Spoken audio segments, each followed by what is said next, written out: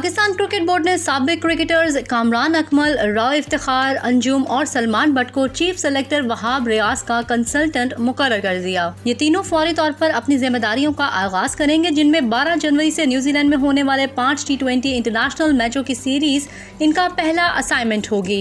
ये तीनों अरकान सिलेक्शन ड्यूटी न होने के दिनों में स्किल्स कैंप में इजाफी जिम्मेदारियां भी निभाएंगे। कामरान अकमल ने 53 टेस्ट, 157 वनडे इंटरनेशनल और 58 T20 इंटरनेशनल मैचों में पाकिस्तान की नुमाइंदगी की है और तीनों फॉर्मेट्स में मजमूई तौर पर 6,871 रन बनाए हैं और विकेटों के पीछे 453 कैचेस और स्टंप्ड किए हैं। वो 2009 का T20 वर्ल्ड कप जीतने वाली टीम के रुकन थे।